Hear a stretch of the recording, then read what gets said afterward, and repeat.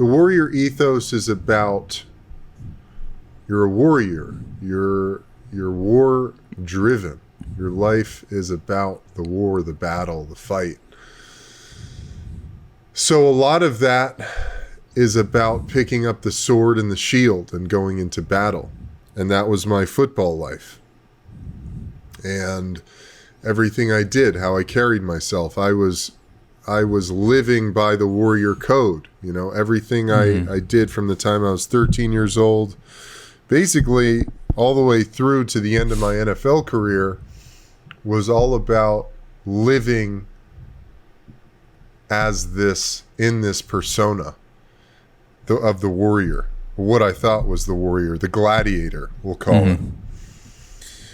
But then I realized that there was another aspect of the warrior ethos that I hadn't really been paying attention to, which was living from the truth of your soul and doing that with courage. And that's maybe the most difficult thing. And to me, that's really at the end of the day what the warrior code is all about. It's living in your truth, as difficult as that can be, especially in this day and age.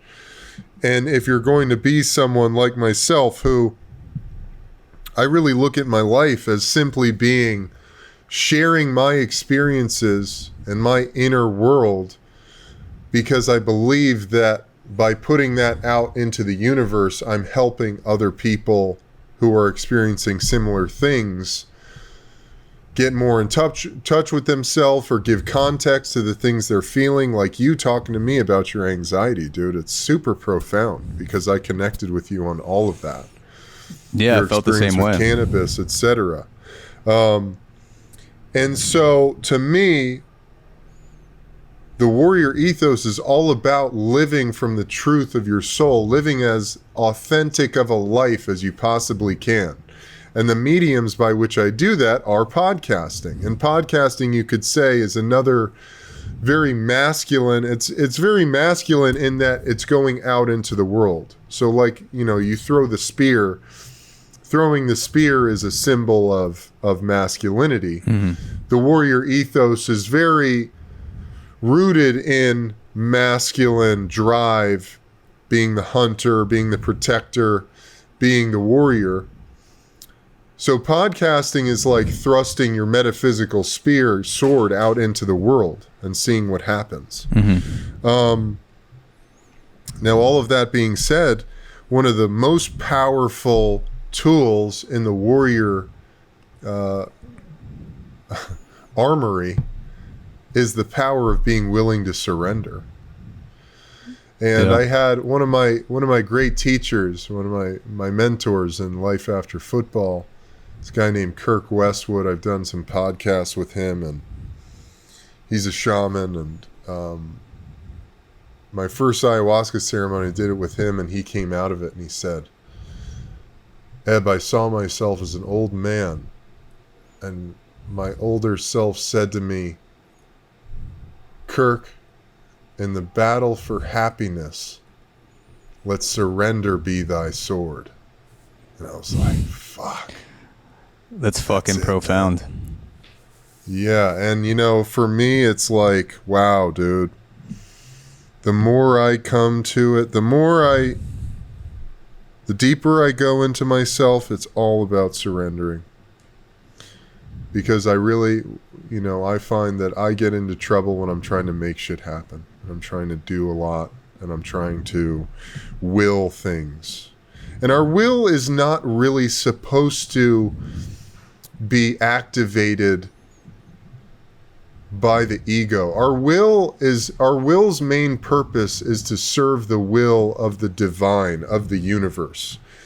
We're supposed to use our will to get us into action to do the bidding of the universe.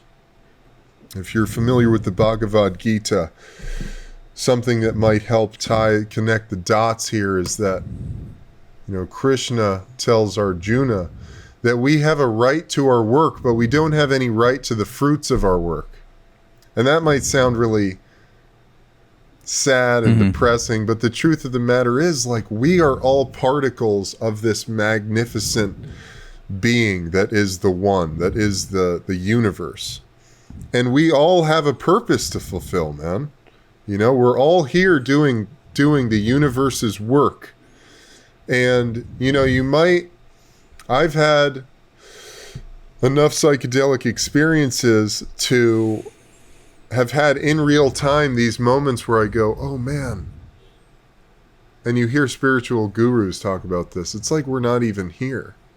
Because when you say you have a message to give to someone, and when you really peel back the layers, your job in transferring that message to another person, or doing work, or building a thing, or doing whatever it is, it's all fulfilling the grand scheme of the universe and this one thing that we're all a part of, you know. And it's really just our ego and our identity that gets all trapped in, what am I getting out of this? How much money am I going to make? What is the thing that, how famous am I going to be after I do this X, Y, and Z?